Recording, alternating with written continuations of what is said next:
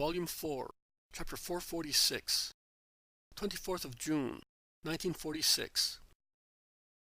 At Magdala, Parable on Good and Bad Will. "Where, Master?" asks Peter, who has completed the maneuvers and preparations for navigation, and is with his boat at the head of the little flotilla, which, laden with people, is ready to follow the Master.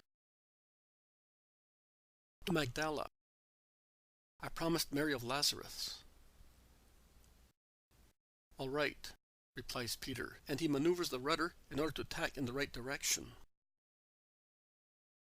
Joanna is in the boat with the Master, the Blessed Virgin, Mary of Clopas, Margium, Matthew, James of Alphaeus, and a man whom I do not know. She points at the many boats on the lake in the quiet summer evening, which softens the glow of sunset with cascades of purple veils, as if heaven rained showers of amethyst or of trusses of wisteria in bloom. She remarks, "Perhaps the boats of the Roman ladies are among those. It is one of their favorite amusements to simulate fishing in these placid evenings." "But they will be farther south," observes the man whom I do not know. "Oh, no, Benjamin. They have fast craft and experienced sailors. They come up as far as here." "For all they have to do," grumbles Peter, and he continues through his beard, as he is an intolerant fisherman who considers navigation and fishing a profession, not a pastime, almost a religion completely regulated by severe useful laws, and its improper usage seems a profanation to him. With their incense, their flowers and perfumes, and other demoniacal things, they contaminate the water. With their music, loud cries, and language, they disturb the fish. With their smoky lamps, they frighten them. With their cursed nets cast inconsiderately, they spoil the bottom and damage reproduction. It should be forbidden. The Sea of Galilee belongs to Galileans, who are also fishermen, not to prostitutes and their partners. If I were the Master, I would fix you, you filthy heathen boats, you floating sinks of vice, alcoves sailing to bring here, on these waters of God, of our God, to his children, your... Oh, look, they are coming straight here. Can one stand that? Can one allow? Can...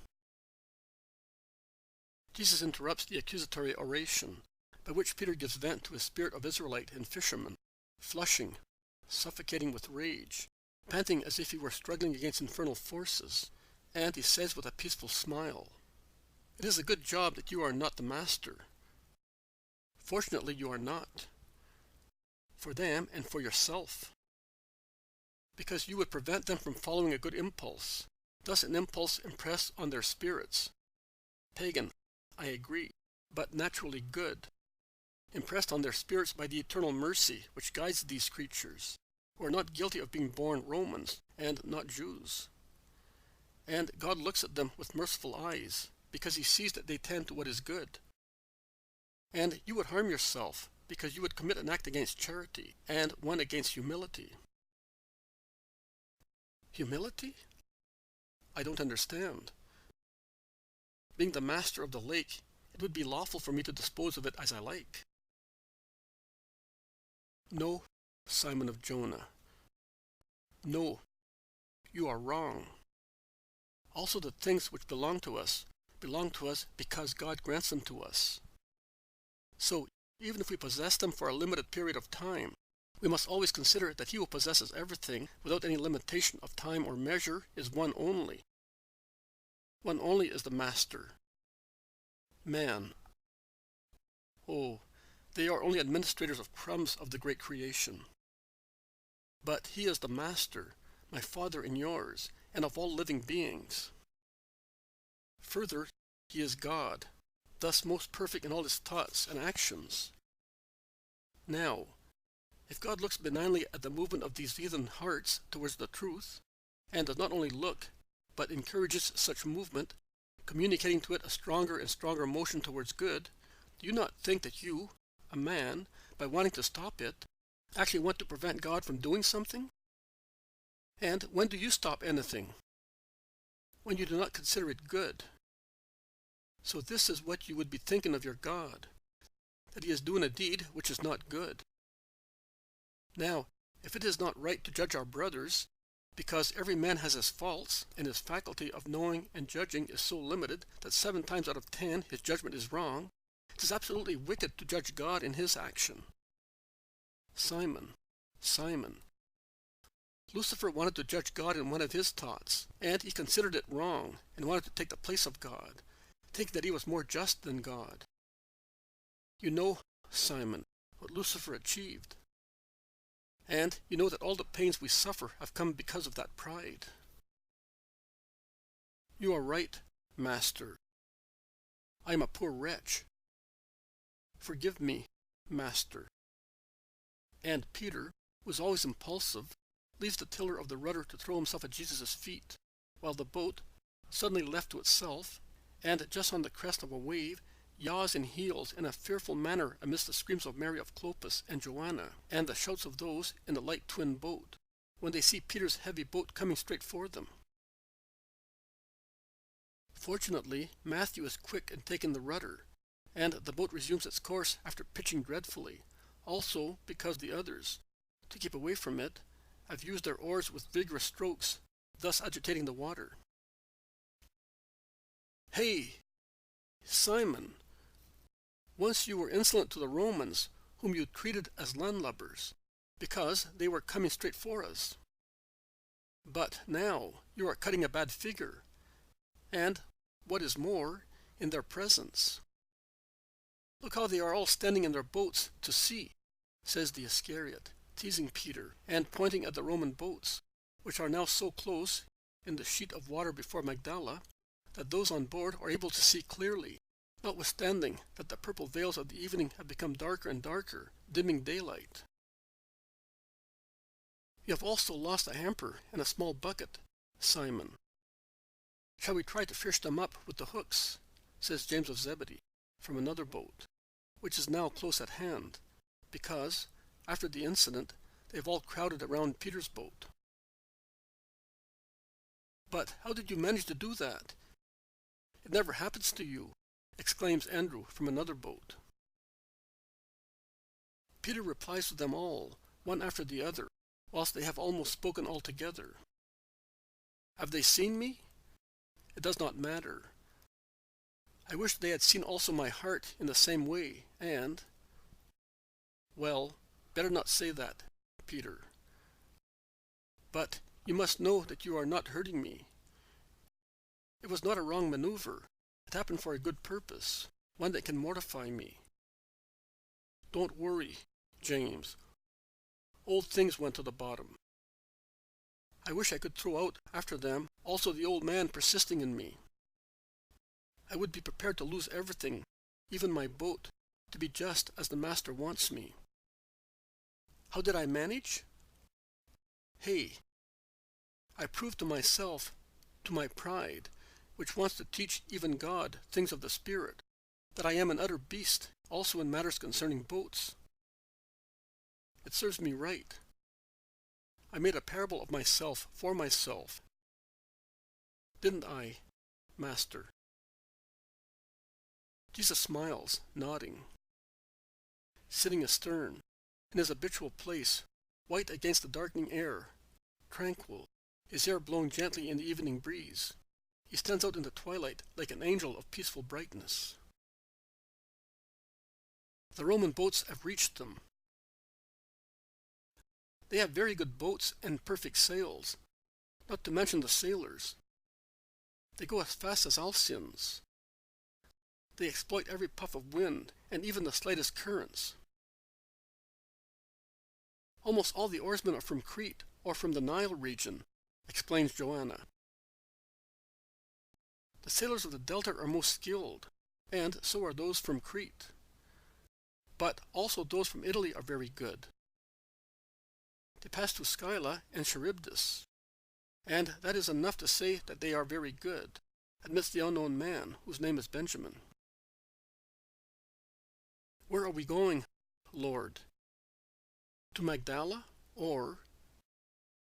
Look, those of Magdala are coming here. In fact, all the little boats of that village hastened to depart from the shingly shore and the little harbor, laden, nay, frightfully overladen with people, so much so that the gunwales are almost on a level with the surface of the water, and they are steering with difficulty towards the boats from Capernaum. No, let us stop here offshore from the town.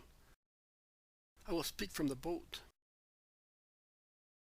The trouble is that those imprudent people want to be drowned. Look, master. It is true that the lake is as smooth as a mill pond, but water is always water, and weight is weight. And there, they seem to think that they are on land and not on water. Tell them to go back. They will be drowned. A man of little faith. Do you not remember that while you believed in my invitation, you walked on water as on solid ground? They have faith. And thus, in spite of the laws of balance between weight and density, the waters will support those overloaded boats. If that happens, this is really the evening of a great miracle, murmurs Peter, shrugging his shoulders, casting the little anchor to secure the boat, which remains thus in the center of a circle of boats, some from Capernaum, some from Magdala, and some from Tiberias. These last ones are those of the Roman ladies, and they prudently remain behind those from Capernaum, towards the center of the lake. Jesus faces away from them.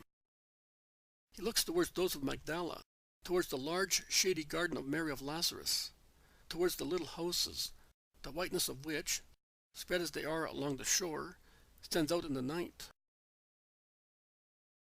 The lake, no longer agitated by prows and oars, has become calm again. A large sheet of plate glass, veined with silver in the early moonlight, and strewn with scales of topazes and rubies, where the flames of torches or the light of lamps, placed on every prow, are mirrored in the lake. Faces look strange in the contrast of the red-yellow lights, or of the moonbeams. Some appear very clear, some can hardly be seen as they are. Some seem cut into two, lengthwise or horizontally, with only the forehead or only the chin lit up, or with one cheek only, half a face, with a clean-cut profile, as if there was nothing on the other side. Some eyes are shining, some look like empty eye sockets, and likewise, some mouths are seen smiling cheerfully, displaying strong teeth, while others seem to be erased from the shaded faces. But to make it possible for everybody to see Jesus, the boats from Capernaum and Magdala hand over a large number of lamps, which are placed at Jesus' feet, on the little benches, while some are hung on the inactive oars, some are placed in the bow and stern, and some are even hung up in clusters on the mast, the sail of which has been struck. Jesus' boat is thus resplendent in a circle of boats left without lamps, and he is now clearly visible, as he is floodlit. Only the Roman boats still look reddish, because of their red torches, the flames of which flicker in the very light breeze. "Peace be with you," begins Jesus, standing up, steady notwithstanding the light pitching of the boat, and stretching out his arms to bless. He then goes on, speaking slowly, to be heard by everybody, and his voice carries powerfully and harmoniously over the silent lake. "A short time ago, one of my apostles suggested a parable to me, which I will now propose to you, and it may be useful to everybody, as everybody can understand it. Listen to it. A man, sailing on the lake on a calm evening like this, and feeling sure of himself, presumed that he was faultless. He was most skilled in maneuvering, and consequently, he considered himself superior to all the other people he met on the lake, many of whom were on it to amuse themselves, and thus they lacked the experience which comes from habitual work, done to earn one's living. Further, he was a good Israelite, and so he thought that he possessed all virtues. Finally, he was really a good man. Now, one evening when he was sailing confidently, he took the liberty of passing judgment on his neighbor. A neighbor, according to him, so remote as not to be considered as neighbor. No tie of nationality or of trade or faith joined him to that neighbor, and thus, without any restraint of national, religious, or professional solidarity, he derided him frankly, nay, severely, and he complained at not being the master of the place, because, if he were, he would drive his neighbor from it, and in his intolerant faith, he almost reproached the Most High for allowing those other people who were different from him to do what he did and to live where he lived.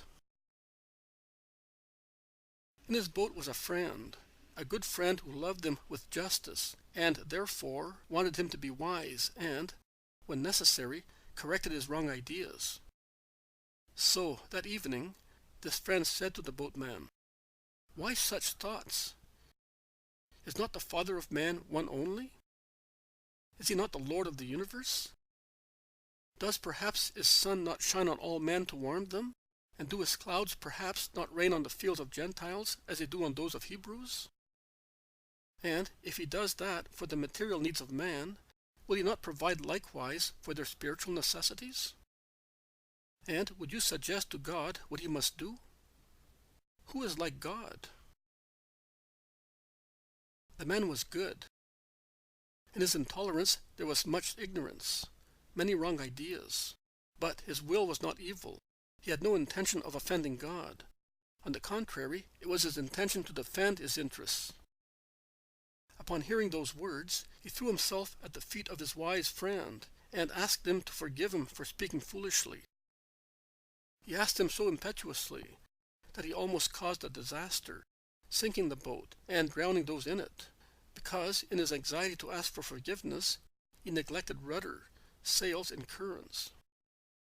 Thus, after his first mistake of evil judgment, he made another error of wrong maneuver, and proved to himself that he was not only a poor judge, but also a clumsy sailor. That is the parable. Now, listen. According to you, was that man forgiven by God or not? Remember, he had sinned against God and his neighbor by judging the actions of both, and he almost became the homicide of his companions. Meditate and reply. And Jesus folds his arms and looks around at all the boats, as far as the most remote ones, at the Roman boats, which display a line of attentive faces of patricians and oarsmen, looking over the gunwales. The people speak in low voices and confer with one another. The hardly audible murmur of voices which mingles with the barely sensible lapping of the water against the hulls. The judgment is a difficult one. The majority, however, are of the opinion that the man was not forgiven because he had sinned. No, he was not forgiven, at least as far as the first sin was concerned. Jesus hears the murmurs become louder in that sense, and smiles while his most beautiful eyes shine even at night like two sapphires in the rays of the moon, which is more and more beautiful and bright, so much so that many put out torches and lamps and remain with only the phosphorescent moonlight. Put out these lights as well, Simon. They are as tiny as sparks when compared to the stars and planets with which the sky is strewn, says Jesus to Peter, who is in suspense, waiting to hear the judgment of the crowds. And Jesus caresses his apostle, while the latter stretches out to detach the lamps, and he asks him in a low voice, "Why do you look so upset?" "Because this time you are having me judged by the people." "Oh, why are you afraid of them?" "Because, like me, they are unfair." "But it is God who judges, Simon." "Yes, but you have not yet forgiven me, and you are now awaiting their judgment to do so." "You are right, Master. I am incorrigible. But why this judgment of God for your poor Simon?" Jesus lays his hand on his shoulder, and he does so easily, because Peter is in the lower part of the boat, and Jesus is standing on the sternboard, thus much above Peter.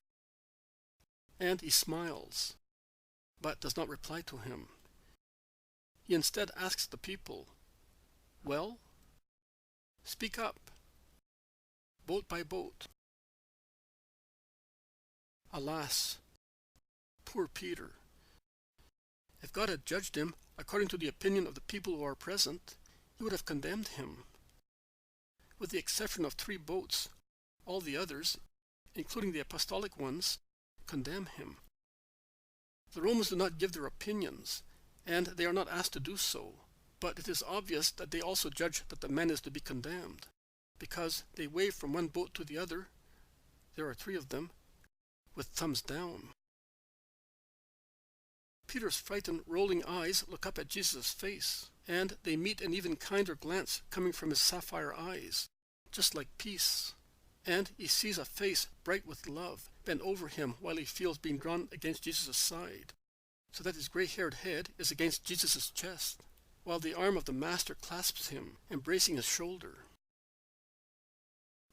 That is how man judges. But God does not judge so, my children. You say, he was not forgiven. I say, the Lord did not even see in him anything to be forgiven, because forgiveness presupposes fault. But in this case, there was no fault. No, do not grumble, shaking your heads. I repeat, there was no fault here. When is it that a fault occurs? When there is the will to commit a sin, the knowledge of sinning, and the persistence to want to sin, also after knowing that a certain action is sinful. It all depends on the will by which one performs an action, whether it is virtuous or sinful. When one does something which is apparently good, but does not know that it is a good action, nay, one believes that it is a bad action, one commits a sin as if one had performed a bad action, and vice versa. Take, as an instance, a man who has an enemy who knows that he is ill. He knows that by the doctor's order his enemy must not drink any cold water, nay, any liquid whatsoever. He goes to visit him, feigning friendliness. He hears him moan, "I am thirsty, I am thirsty," and, simulating pity, he hastens to give him some icy water from a well, saying, "Drink, my friend. I love you, and I cannot bear to see you suffer so much from thirst. Look, I brought you this water on purpose. It is so cool. Drink it, for a greater reward is given to those who assist sick people and give drink to the thirsty, and by giving him to drink, he causes his death." Do you think that that action, good in itself because it comprised 2 works of mercy, is a good one now that it has been performed for a wicked purpose? No, it is not. And again, a son who has a drunken father, and who locks the wine cellar so that he may not drink himself to death, takes his money and imposes himself severely on him so that he may not go about the village, drinking and ruining himself. Do you think that he sins against the 4th commandment simply because he reproaches his father, and he acts as head of the family also with regard to his father? To all appearance, he makes his father suffer and seems to be guilty. In actual fact, he is a good son, because his will is good, as he wants to save his father from death. It is always one's will which sets value on one's deeds. And again, is a soldier who kills in war a homicide? No, if his spirit does not agree to slaughter, and if he fights because he is compelled to do so, and he does so with the least humanity, which the hard law of war and the subaltern situation impose. Therefore, that boatman, who, through the goodwill of believer, patriot, and fisherman, could not stand those who, according to him, were desecrators, did not sin against the love for his neighbor, but he only had the wrong idea of love for our neighbor. Neither did he sin against respect for God, because his resentment against God came from his good, but not well-balanced or bright spirit of believer. And he did not commit homicide because he caused the boat to heel through his good will to ask for forgiveness. So, you must always distinguish. God is mercy more than intransigence. God is good. God is a Father. God is love. That is the true God. And the true God opens his heart to everybody, saying to everybody, "Come," pointing his kingdom to everybody. And he is free to do so, because he is the only universal Creator, eternal Lord. I beg you, you people of Israel, be just. Remember these things. Beware, lest they should be understood by those whom you consider unclean, whilst they remain incomprehensible to you. Also, excessive and disorderly love for religion and fatherland is sinful, because it becomes selfishness. And selfishness is always the reason and cause of sin. Yes, selfishness is a sin, because it sows in hearts an evil will, which makes people rebel against God and his commandments. The mind of a selfish person no longer sees God or his truth clearly. Pride exhales fumes in the egoist and dims the truth. The mind, which in the fog no longer sees the pure light of truth as it saw it before becoming proud, begins the process of queries, and from queries it passes on to doubt, from doubt to indifference, not only with regard to love and trust in God and his justice, but also in respect of the fear of God and his punishment. And thus, the easiness to sin, and from such easiness, the solitude of the soul which departs from God. And as it no longer has the will of God as guidance, it lapses into the law of its own will, of sinner. Oh, the will of a sinner is a nasty chain, one end of which is in the hands of Satan, and the other end is fastened together with a cannonball to the feet of man to hold him there, a slave, in filth, bent, in darkness. Is it thus possible for a man not to commit mortal sins? Is it possible for him not to commit them, if he is urged only by his evil will? Only then God does not forgive. But when man is animated by good will, and performs also spontaneous acts of virtue, he certainly ends up by possessing the truth, because good will leads to God, and God, the Most Holy Father, bends lovingly, pitifully, leniently to assist, to bless, to forgive his children who have good will. So the man of that boat was fondly loved because, as he did not wish to sin, he had committed no sin. Go in peace now to your homes. The stars have filled the whole sky, and the moon is clothing the world with purity. Go, and be as obedient as the stars, and become as pure as the moon. Because God loves those who are obedient and pure in spirit, and he blesses those who, in all their actions, apply their good will to love God and their brothers, and to work for his glory and their benefit. Peace be with you. And Jesus stretches out his arms, again blessing, while the circle of the boats move away, breaks up, and each boat resumes its course. Peter is so happy that he dare not think about moving. Matthew shakes him. Are you not moving, Simon? I am not very experienced. That's true. Oh, my master. So you had not condemned me, and I was so afraid. Be not afraid, Simon of Jonah. I took you to save you, not to lose you. I took you because of your good will. Cheer up. Take the rudder and look at the North Star, and go with confidence, Simon of Jonah. Never hesitate. In all your navigations, God, your Jesus, will always be standing beside you in the prow of your spiritual boat. And he will always understand you, Simon of Jonah. Do you understand? Always. And he will not have to forgive you because you may also fall, like a weak child, but you will never have the evil will to fall. Be happy, Simon of Jonah. And Peter nods.